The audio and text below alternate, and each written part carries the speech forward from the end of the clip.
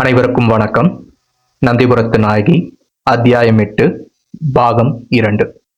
ரவிதாசன் மனசுல 1000 சந்தேகங்கள் உதித்த வண்ணம் இருந்தாலும் அவன் ஆனைமலை காடுகளை நோக்கி விரைந்து பயணம் செஞ்சுக்கிட்டு இருந்தான்.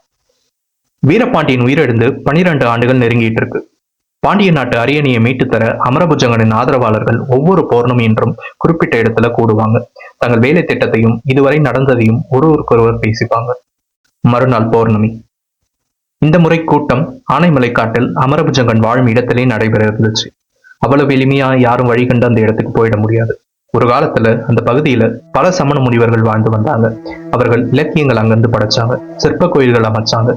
சமண சமயத்துக்கு ஆதரவு குறைஞ்சதால அங்கிருந்து முனிவர்கள் அகன்ற பிறகு அவ்விடம் மக்கள் நடமாட்டமற்றதா மாறிடுச்சு. ஒரு நூற்றாண்டுல அடர்ந்த கானகம் அந்த பகுதியை நிறைஞ்சது. அந்த கானகத்தை கடந்தா எளிதில் மதுரை எம்பதியை அடைஞ்சிடலாம். கடக்கிறது தான் இயலாதது. ரவிதாசனுக்கு அந்த பகுதி எல்லாம் மனப்பாடம். மறுநாள் பௌர்ணமி. அதற்குள்ள குறிப்பிட்ட இடத்தை அடைஞ்சிடணுன்ற வேகத்துல அவன் போய்கிட்டு இருந்தான். அடர்ந்த மரக்கிளைகளின் இடைவெளி வழியா வட்டம் முழுமதியின் இலக்கதிர்கள் இருளாய் இருந்த அந்த இடத்திற்கு கொஞ்சம் கொஞ்சமா ஒளி கொடுத்துட்டு வந்துச்சு. வழவழப்பா இயற்கையா அமைந்திருந்த அந்த சரிவு பாறையில நூற்றுக்கணக்கானவர் அமர்ந்திருந்தாங்க. அவர்கள் மௌனமா பிரார்த்தனை செஞ்சுக்கிட்டு இருந்தாங்க. காற்றின் அசைவுல மரங்களிலிருந்து இருந்து மென்மலர்கள் உதிர்ந்தன. அங்க இருந்த மண்டபத்திலிருந்து அகிலனோட மனம் மிதந்து வந்துச்சு. சந்தனமும் அகிலும் பாண்டிய நாட்டு வனப்பங்கள் தானே. இப்போ பிரார்த்தனை நின்றுச்சு. அங்க கூடியிருந்தவங்க ஒருவருக்கொருவர் மெல்ல பேசிக்கிட்டாங்க. அப்ப யாரோ ஒருவர், அமைதி அமைதி, அரசர் வருகிறார் அப்படின்னு சொன்னார். அரசருக்குரிய கட்டியங்கள் கூறப்படவில்லை, வாழ்க வாழ்த்துளிகள் இல்லை. அடுத்துள்ள மண்டபத்திலிருந்து தீர்வர்த்தி ஒளியை ஒருத்தவன் முன் தாங்கி வந்தான். அவனை பின்தொடர்ந்து மீன் கொடியை மற்றவன் தாங்கி வந்தான். அவனுக்கு பின்னால் உருவிய கத்தியுடன் வீர நரசிங்கன் வந்தான்.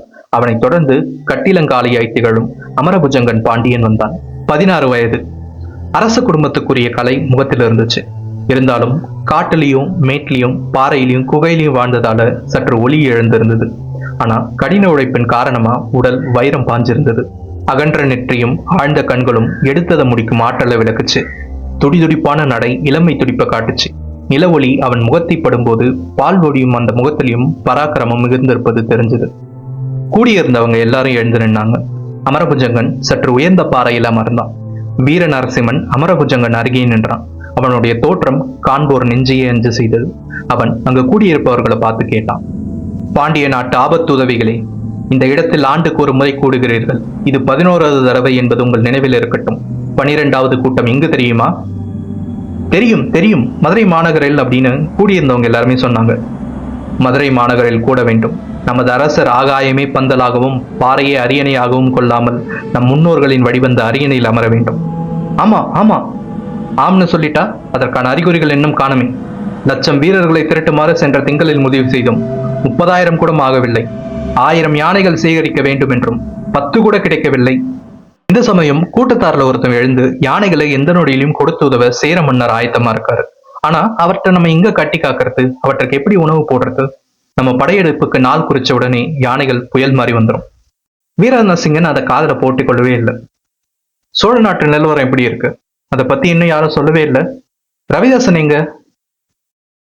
கூட்டத்துல ரவிதாசன் பேச்சு எழுந்தது. அமரபுஜங்கனும் பாய் திறந்து, மாமா, ரவிதாசன் எங்கே? நான் அவரை கண்டு பல நாட்கள் ஆயிடுச்சு. அப்போ எங்கிருந்தோ சீழ்கை ஒளி எழுந்தது. கூட்டத்தினர் அமைதி அடைஞ்சாங்க. தொடர்ந்து 3 முறை அந்த ஒளி எழுந்தது. அதோ ரவிதாசனுடைய அடையாள குரல். யாரோ ஒருத்தன் சொன்னான். ரவிதாசன் ரவிதாசன் ஒளி வந்த திசையை நோக்கி எல்லாரும் பார்த்தாங்க. 2 பறவைகள் சடசடன் பறந்து போயிடுச்சு. புதர்ல மறைந்திருந்த முயல்கள் குடுகுடுன்னு ஓடுச்சு. ரவிதாசன் கூட்டத்தினரை விளக்கிட்டு அமரபுஜங்கர் அருகே சென்று அவரை வணங்கி வணக்கம் சொன்னான். அமரபுஜங்கன், ரவிதாசா, ஏதாவது செய்தி உண்டா? நல்ல செய்திதான் அரசரே.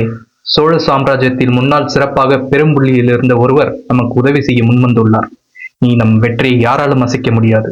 கூட்டத்தினர் களிப்போட ஆரவாரம் செஞ்சாங்க. அமரபுஜங்க மன்னர் வாழ்க, அமரபுஜங்க மன்னர் வாழ்கன்னு சொன்னாங்க. அற்ப சந்தோஷம் அடையாதீர்கள். சோழ நாட்டு முக்கிய புள்ளி யார், எதற்காக உதவ வந்திருக்கிறார் என்பதை கேட்டறியாமல் ஆரவாரம் செய்கிறீர்கள். இதுதான் ராஜதந்திரமா? ஒரு பெண்ணுடைய குரல் கர்ஜித்தது. அந்த குரல் வந்த திசையை நோக்கி எல்லாரும் பார்த்தாங்க. அமரபுஜங்கன் தங்கும் அந்த மண்டபத்திலிருந்து வந்த பெண் குரலை கேட்டு ரவிதாசன் உட்பட பலரும் திடுக்கிட்டாங்க. ஆனா அமரபுஜங்கன் மட்டும் மௌனமா புன்னகையோட அமர்ந்திருந்தான். நந்திபுரத்து நாயகி அத்தியாயம் 8 பாகம் 2 முழுமையா நிறைவடைஞ்சிருச்சு.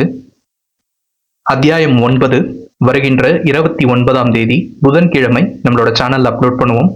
நீங்க நம்ம சேனலை இன்னும் சப்ஸ்கிரைப் பண்ணாம இருந்தீங்கன்னா சப்ஸ்கிரைப் பண்ணி பெல் ஐக்கான் கிளிக் பண்ணிக்கோங்க. நம்ம வீடியோ அப்லோட் பண்ண உடனே உங்களுக்கு நோட்டிபிகேஷன் வந்துடும். இந்த வீடியோ உங்களுக்கு பிடிச்சிருந்ததுன்னா லைக் பண்ணுங்க, ஷேர் பண்ணுங்க, சப்ஸ்கிரைப் பண்ணுங்க. மீண்டும் இன்னொரு வீடியோல சந்திப்போம். அதுவரை நன்றி, வணக்கம்.